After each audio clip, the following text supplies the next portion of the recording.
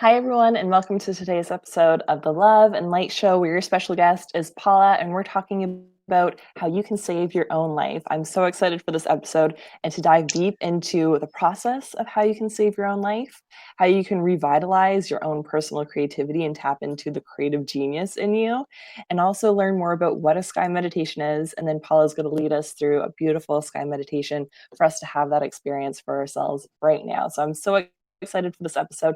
Definitely feel free to say hi to us as you're popping on live. We're on the Be Live platform, so we can't see you when you jump on live. You have to say hi for us to actually see you and acknowledge you and engage with you during the show. And definitely feel free to say hey on the replay as well. We love checking in with you guys during the show and afterwards as well. And this is the Love and Light Show, where every Wednesday and Friday at 1 Atlantic, 12 Eastern, 9 Pacific, we bring you different light workers and healers and heart-centered entrepreneurs to support you on your healing journey so that you can be the best version of yourself, first and foremost, for yourself, and then also so that we can all be the change that we want to see in the world for our friends and our family and our community and the planet that we live on. And I'm Paula McPhee, a joyful goddess, speaker, healer, and coach, and I love empowering women through self-love and self-care and sexual empowerment so that we can clear, release, and let go of all the limiting beliefs and old stories and excuses that don't serve us, so we can step into our greatness and the best version of ourselves right now, so we can be living our dream happy lives and not put it off until someday or sacrifice ourselves in the meantime trying to get there. And I'm so excited to introduce you to Paula. She's also in New Brunswick, Canada, which I absolutely love. We met at a women's show, which is really cool. And she's a personal creativity coach and author. So I'm so excited for you to be on today, Paula. How are you doing? I am doing very well. Thank you, Laura. I'm very excited to be speaking to you and your audience. Yay, I'm so excited too. So do you want to give everyone a little bit of a background of your story, and then we can jump right into today's topics? Okay, well, the thing that I'd like to talk about today is about saving your own life. So, what does saving your own life mean? Well, this is how it worked in my life. So, in a little over a decade, I experienced the deaths of 15 friends and family, including my mom and dad. Now, that brought me face to face with death over and over in a way that I couldn't run away from. So I decided to explore it to the best of my ability. Now, this is a process that I created in order to feel, deal with the grief and fear, and heal it so I could live my best life. And what I decided was that by facing the fear, it didn't have its hold on me anymore. So I began to think that I actually saved my life from the grips of fear so I could experience things that life has to offer. You know, I know that you are a huge fan of Tony Robbins, and so am I. Yes. And he said, you participate in your own rescue. I thought that was so cool. And, you know, that's what I did. So this process is designed for any human being who wishes to live his or her own life, because you and I are no different. We can do this. And that's why your audience and people like us are the reason that I wrote this book. Beautiful. Oh, I love that so much. And I love that you're getting it in the hands of so many people through your book. Oh, I love that. So what is the process? How can they go through the steps to save their own life right now?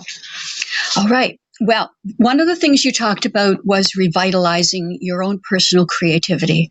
I believe that every one of us has a creative genius within us.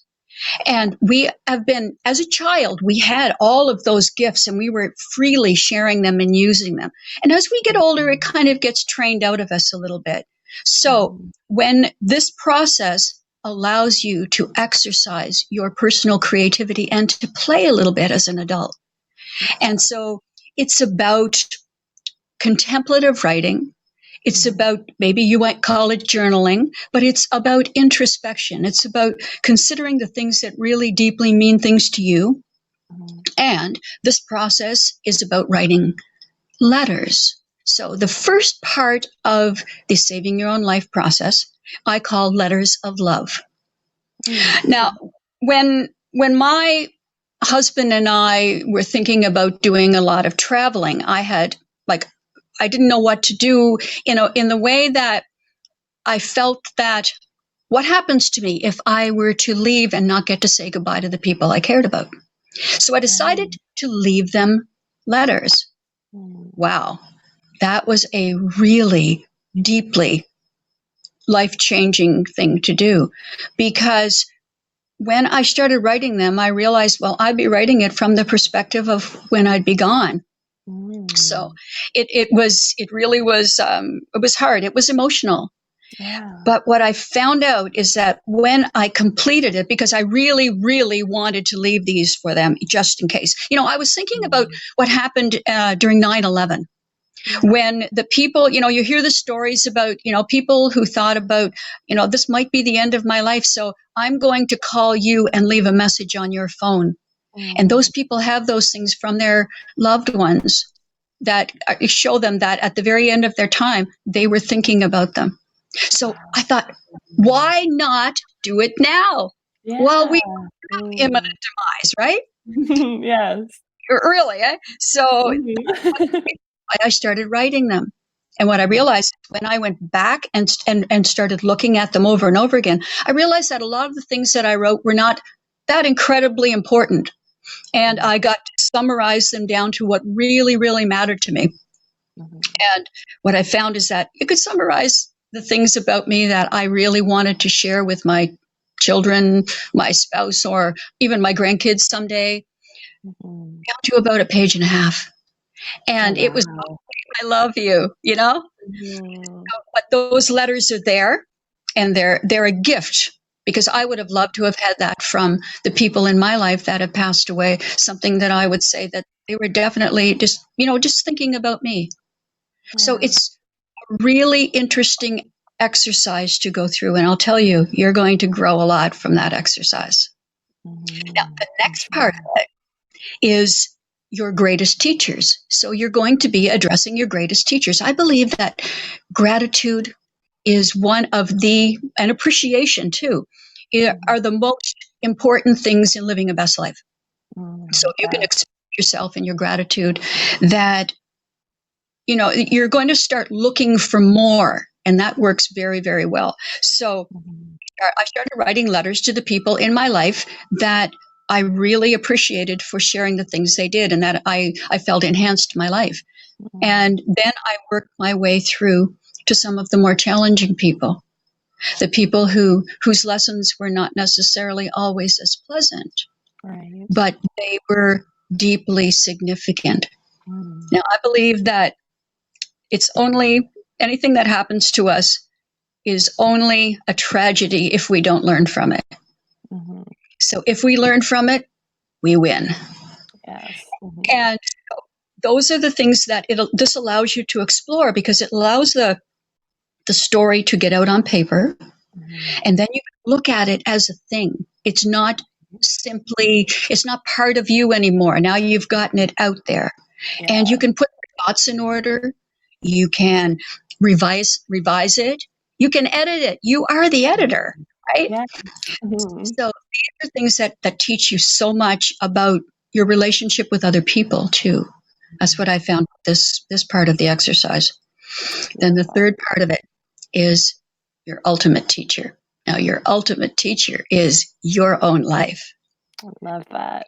There are so many things to learn from your own stories, from your own experiences, from exploring those, and from looking at them in maybe a little bit of an alternative way. So once you write a story down, then you decide, okay, I'm going to write an alternative ending to that. How would it be if I used my creativity? Yeah.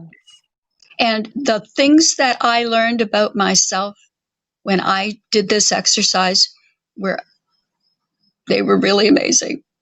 And I highly recommend the exercise. And that's why I decided to put that in this process, because it opens you up to so many different ways of looking at things, to new perspectives. And also you realize that when you write something and you go maybe 2 or 3 months later, even a year later, when you go back to it, you think, oh, okay, I might have felt that way then, but I don't now. Things have changed.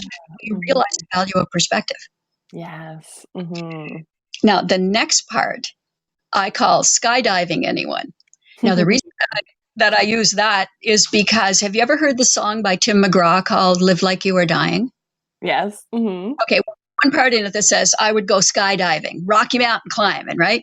And song are really, really interesting, because it talks about how a person would live each day like they were dying. So it just meant like, how would you live full out? Yeah. So I decided to call my list that I would write my life goals list. Now, people call it their bucket list, but I prefer to think of things and like I'm living now. So these are my goals while I'm alive, right? And Definitely. so those are the things that you would want to put on a list and do so that you wouldn't have at the end of your days the regret that you didn't do them. Now, there might not be that many of them. Maybe you live a really simple life, but there may be a couple of really epic ones that you would like to make sure that you accomplished before you were at the end. So that is, that's kind of a cool thing to have. And what it does is it kind of puts things in order. I like order. Yes. We can make order in our lives. And that's a really fun thing to do. Like, I remember when I was still in corporate, there were people talking about bucket lists, and then they were starting to talk about their goals to get there. And it's like, ooh, that's like the only context that it seemed to be fun for them was the frame of like a trip or a venture to like goal plan to that versus like other things in their life. So it's really cool if you want to just start there and be like, I'm going to start with the fun things and then do the other stuff. It's really cool. Exactly. Exactly. And also you can put them in order. Like, sometimes things take a lot longer to accomplish than others, so that's where you can kind of accomplish some of the small ones. And then you gain confidence and you gain enthusiasm, and then you can do the and be working on the other ones all the way along because, the process can be exciting. It can be the accomplishment, right? So every day you wake up on this side of the grass, you can do something towards your best life and towards your life goals. Yes. I'm trying to remember, I was reading an article once and it was talking about the level of enjoyment you can get planning a trip or planning a vacation or planning an experience can be equal to or greater than the actual thing by setting an intention for it, by building that anticipation and excitement and all of those things. So you can love the process in so many different ways. Oh, man. And this is where creativity comes in because it's only as limited as your imagination, and it's as big as your imagination as well. So now here's another one. This is the one where your imagination really is going to kick in. The next part of this process is writing your personal epilogue. Yeah.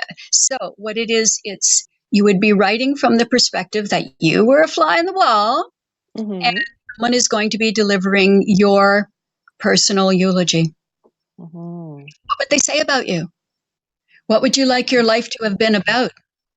How, and if there's things that right at this moment you feel like, I really wouldn't like that to be shared. What can you do about it right this moment? Because you see, once you start working with the end in mind, you realize that I still have time. I can change those things. Instead of zigging, I can zag. We have got the ability to do that right now. It gives power back to you and to think that, okay, at the end of my days, if that even is tomorrow, I've made a change right this moment. Yeah. I found that to be a big deal. It was really a big deal because what it did is it allowed me to say, right now is the only time that I have to make these changes. Yes. And to do it, just to do it. And the present moment is such a gift. Oh, wow. It is the only thing we have. And this is a really interesting thing that I'd like to share with you guys. One of the main things that I realized about writing my personal epilogue, as I call it, is that you don't only change the future when you think about these things. You don't just change your present, but you change your past as well. From this moment on. Now, it was kind of hard for a minute for me to get my head around that because I thought, okay, how can you ever change your past? You can't change your past. It's written, it's done, right? However, think of it this way. From this moment, you decide, okay, I'm going to do something different. From that moment that you've decided, your life is different. It has changed because you have decided to take different action, do different behaviors, say different things, work towards whatever. 5 minutes from now, 10 days from now, a year from now, you look back and you see that the trajectory of your life has been different from that point. So that has now become the past. Yes. So you see, like, we don't have to be chained to a past that we have in our memory. We can create it, actively create it now, because we're going to be still living it. We still haven't lived it. That is, as long as we have life and breath in us, we can change our story. And to me, that when I heard that, when I got that information, I guess my download, as I call it, it gave me goosebumps. Because of that, you don't have to be what you used to be. You don't have to be that. You can be whatever you'd like to be. Yes. Now, the next part of it, we get into a little bit of, there's a little more intensity, let's say, because we're going to be talking about end of life care. We're going to be talking about legal documents, like a legal will is so important. And a person doesn't realize until they have one, what a comfort it is, because you're giving a gift to the people who are going to be caring for you afterwards. And they know your wishes. They will know all these things. So what you would like to have, if you can't tell them yourself, right? Because a lot of times people are lost and they're really struggling trying to figure out what that person would like and where all their stuff is. And, and it's hard enough when you're grieving, right? It's hard enough to do this kind of thing. So if you have clear directives, then it is very, very, very freeing. And it doesn't have to be scary. Like, I remember a couple years ago when I was like, oh, I'm just going to do this, like, will up, and my mom has legal friends and things. And I'm like, okay, like, this is good. Will this work for, it's like, I don't want people to ever question things. It's like, this is what I like. And it takes some of that fear away of like, oh, when I'm X age, years from now, that's when I'm going to have to start worrying about death. It's like, death is going to come. It's inevitable, like just like taxes. And you can take your power back from that by being like, I'm empowered to do these things. And see, that's exactly what it is. You got it. It is empowerment. It's personal empowerment. And it is the most freedom that you will ever feel, because, there's not many people that don't shudder when they think about what's going to happen at the end. But if you can face it to the best of your ability right now and be able to talk about it as freely as we're talking about it right now, it changes things. Yeah. And you're free yourself up to experience different things, because you're not living from fear that someday that's going to happen to me. It's like, okay, well, I've kind of made my peace with things, and so now I can go and live full out. Yes. Yeah.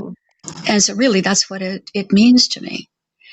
Now, and I think that, when people go through this process, they'll realize the value that their own effort in this regard will do for their lives, what it will do. They'll realize the value.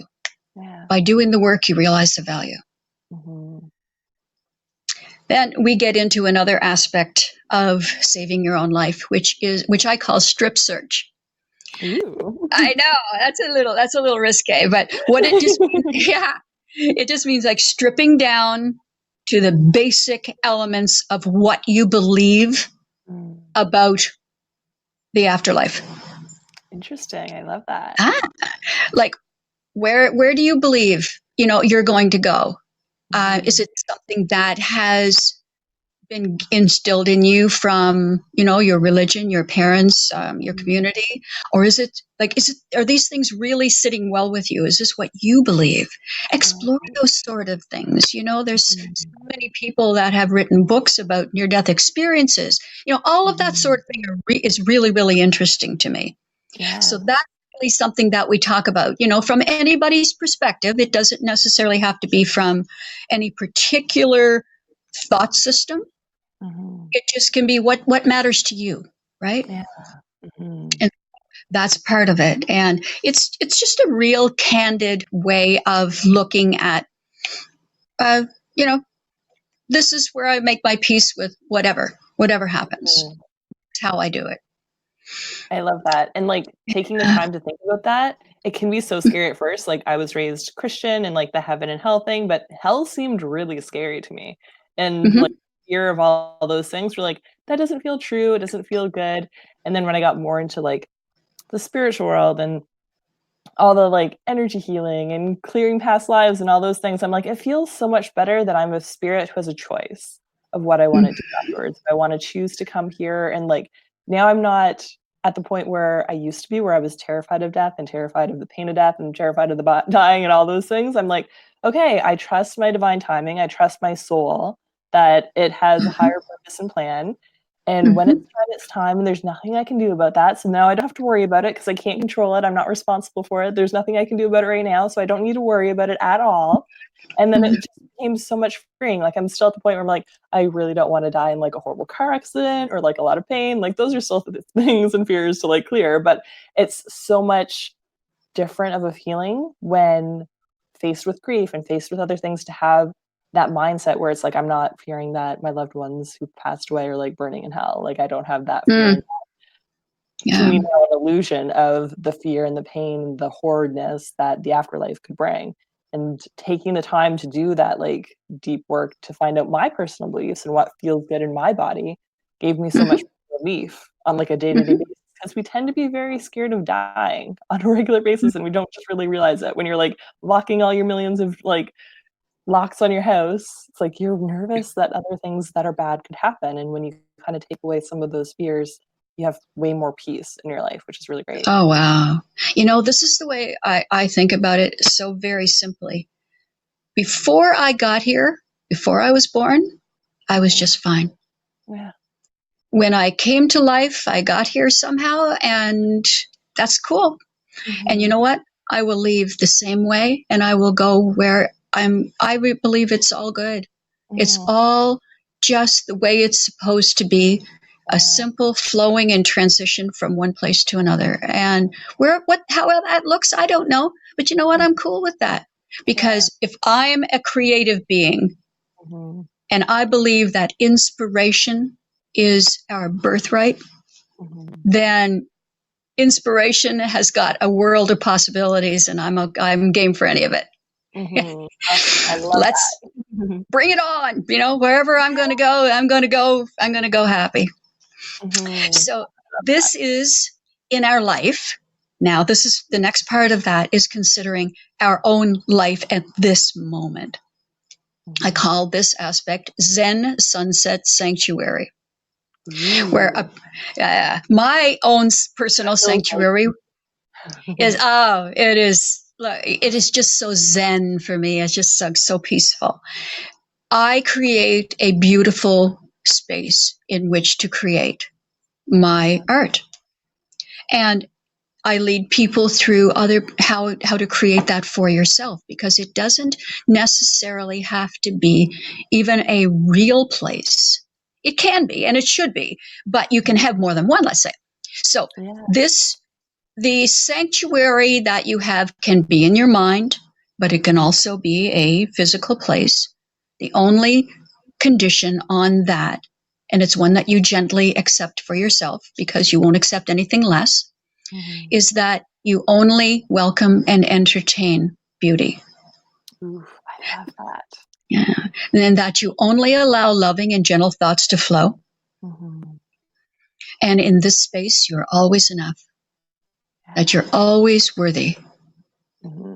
So you can enter that space, a sacred space for yourself, where whenever you wish to explore the things that matter to you in your life, in a place of privacy, in a place of security, safe place. And it's a place where you only allow the loving thoughts to come in. The inner critic he has to stay outside. She has to stay outside. Yeah. So that's what a sanctuary is for me. And that's part of what we're going to talk about a little bit about Sky Mind, the meditation. It kind of allows us to be in that happy place for a little bit. Oh, I love that. Yeah.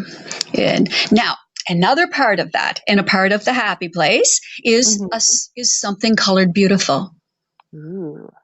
Now, what this does is it's bringing mindfulness to life. So it's bringing awareness to life. It's being present, observing life with new eyes. And this is another interesting thing that because when you're considering what being present means, realize that we are always seeing the past. Because you see, when something happens and the light bounces off it and it enters your retina and then it goes into your brain where it's processed and you put meaning to it and then you make your choice and you react, that's at least a second. Yeah. So we're always seeing past something. Very true. And so if that's the case, like, have you ever seen something that went by so fast that it was just like, whoa, what was that? Yeah. That's sort of like what I mean. So the thing is, when you realize that, you realize that also too, because there's a little space in there, that we can prolong that space. We don't have to react so quickly. Yeah. And I call that living in the gap. Yes. So living in the gap between stimulus and response, like Viktor Frankl talked about. I love Viktor Frankl. So this is a way that you can learn to train your brain to look for beauty. Beautiful. We have a part in our brain called the reticular activating system, right? Yes. So what that is that whatever you focus on, you actually will see more of in your life. Have you ever bought a car and then all you did was see that kind of car around and you never saw it before?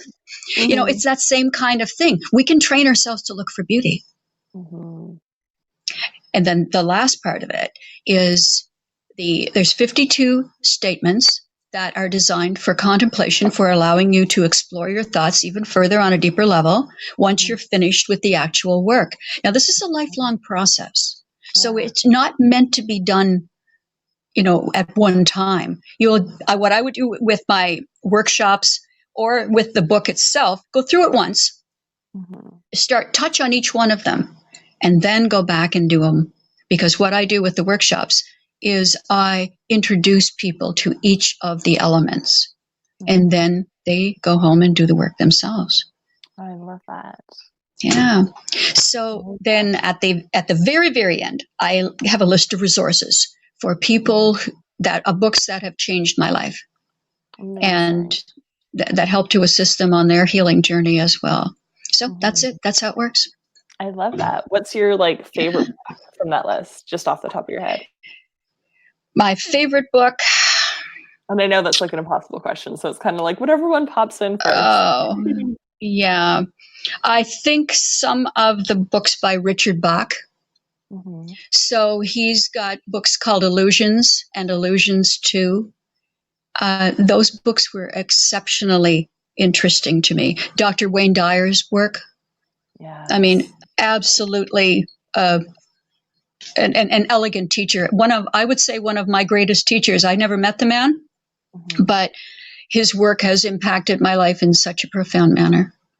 Beautiful. So those are part of it. Now, an exciting aspect of this is I have just completed and I've just signed a contract for the expanded version of An Elegant Mind's Handbook. So in the Saving Your Own Life, we're offered each of these statements.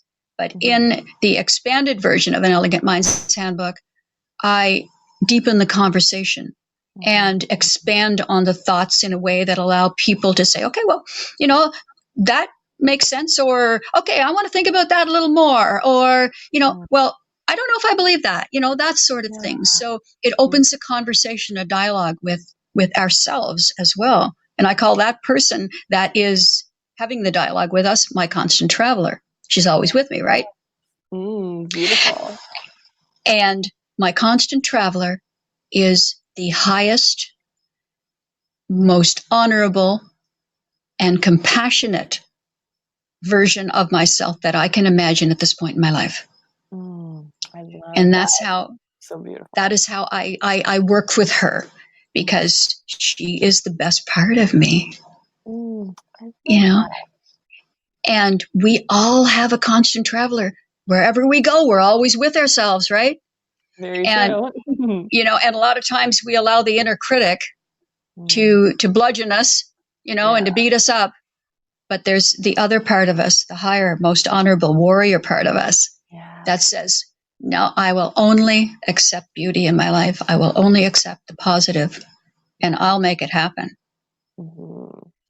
So that's where this comes from, the book itself will probably be out within a year, but I'm so excited. Yeah, I'm so excited about that. In bookstores, this is going to be so cool. Yeah. I'm so excited for you and for this to get into the hands of many, many people who need it. I love that so much. Yeah. So, you want to give us a little bit of an overview of what the meditation is, and then go deep into the sky meditation for us so we can all experience that? All right. Well, Sky Mind is expanding your mind. So it comes from, there's a teaching in Buddhism that talks about Sky Mind and how it's part of, that calm, serene, ripple, there's no ripples on the pond. And I believe that there's a Japanese process that they call forest bathing. I don't know if you've heard about forest bathing. Love it. So I think of it like nature bathing, right? We're just full body immersion into nature. And so for me, nature is one of the most calming and delightful aspects of life, being out in nature. And so that's kind of where this all came from. So it's called Sky Mind. Beautiful.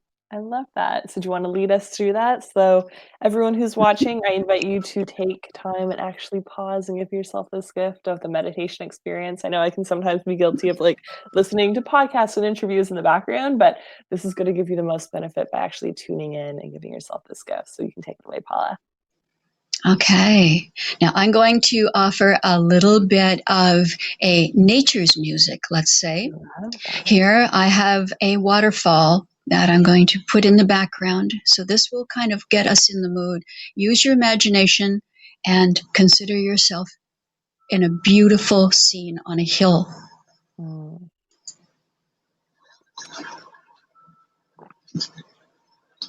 Can you hear the music? Yeah, I can hear the water trickling. All right. So think of a peaceful scene in nature that inspires you. An unhindered expanse of sky works best.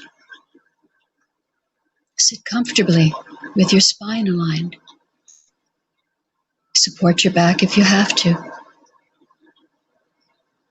This works best if you rest your back up against a tree or a nice, warm rock. Relax your feet, your legs, your hips, your stomach, your chest, your shoulders, your arms and hands, your neck, your face. Slowly bring your hand up and touch your heart. Let your mind go to your heart. Let go. Relax every muscle.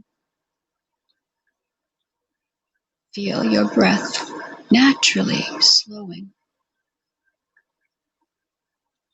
You are totally safe. Breathe. No need to count in breaths or out breaths. How you breathe where you are relaxed is exactly right. This is about release. Opening your mind as wide as the sky you see before you. Just look. No stories. No words. No judging. No descriptions. No decisions. This is Sky Mind. Sky mind is what is. Always. Thoughts are not intrusions. Welcome them. Observe them floating by. Let them float on their way like helium balloons into the sky. If you feel your mind wanting to grab onto a thought, smile. Breathe and release it. No concerns. No worries. This is your time. You cannot fail. Your way is always perfect. This is your sky.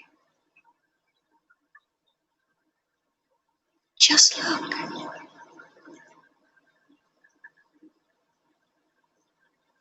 If you feel your mind drifting, if you feel you are losing sky mind, no worries, no concerns. All is well. Gently and with good humor, bring it back, as you would a little child who's wandering off. Never through force. Gently. Accept what is.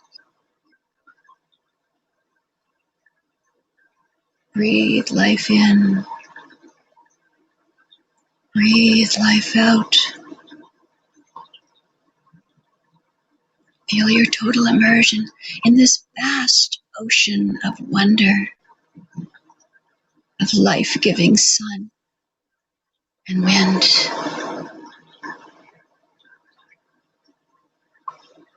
No rules. This is your time.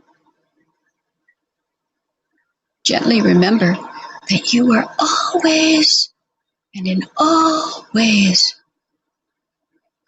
way more than enough. Way more than enough.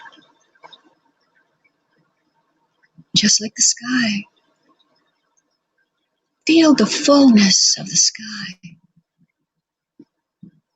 It is always the sky. Always what it is. There's always enough sky. Open, expansive, and free. Then let even these thoughts go. Open up and up and up. Higher and higher into the sky. Feel its silence around you, like a soft, warm blanket. You're floating, expanding more and more, till you are as wide as the sky. Then even wider. Just look. It is so beautiful. Listen. There's only silence.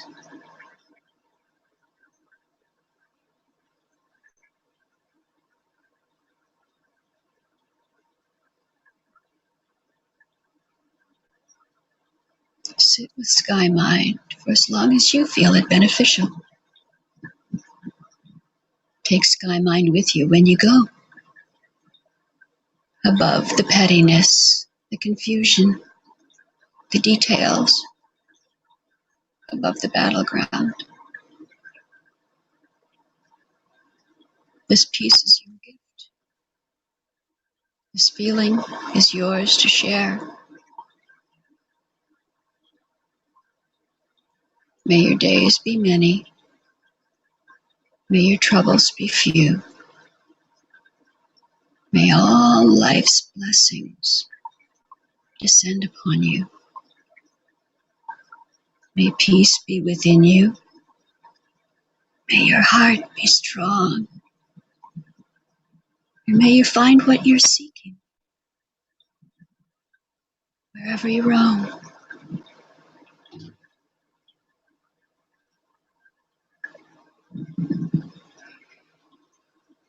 And when you're ready, you can open your eyes.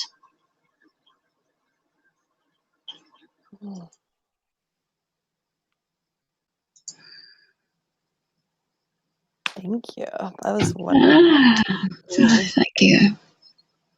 And I'd love for you guys to share in the comments below how that felt for you. That definitely felt very like peaceful and grounded and floaty and centered. And I'm so like, it's a nice day. I know that we're going to get so much rain tomorrow. So I'm like, I'm so going to go to a park and just lay down and watch the clouds. Oh, I know. How beautiful. Yeah. Wonderful. Thank you so much for sharing this with us. And how can people connect with you after the show? You're welcome. Well, if you would like to purchase a copy of Saving Your Own Life, Learning to Live Like You Are Dying, you can find it on Amazon. Awesome. Or if you wish to have a workbook size copy, because the ones on Amazon, I'll just show you here, they're smaller, but the ones that I will send are the workbook size. So there's more room for writing in the book itself. And so you can visit my website, pauladtozerauthor.com. So I'll post that right here, pauladtozerauthor.com. Beautiful. And I can send you a copy by mail. So the cost will be $15 plus shipping. So it'll be approximately $20 if you were to do that. And I have a contact form on my website, so you can just request it from there. Awesome. Now, also as a free gift for your listening audience, if you fire me off a note that you'd like to have it and provide your email address, I will send you the recorded version of the Sky Mind guided meditation. Beautiful. And let me know if you'd like to be part of my email list on there. And I can send you some of the free worksheets and interesting tips that I use for saving my own life. So you can catch me on Facebook as well. I have an artist page on Facebook as well, Paula Tozer. I love that. And after the show, do you want to put some of those links in the comments so they can just quickly click it? Sure. No problem at all. That'd be great. Awesome. Thank you so much for your time. Thank you so much for sharing with this amazing knowledge and information. And your process is so beautiful and deep. So thank you so much for sharing it with us today. And thank you guys all for listening. I definitely recommend you share this with a friend or share it on your wall or privately with someone who is feeling like they're in that place where they do want that next best step so that they can save their life and live a more deeply beautiful life. And I'm sending you guys all so much love and light. I hope you have a wonderful weekend. Thank you. Thank you. I appreciate your time, everyone. Thank you.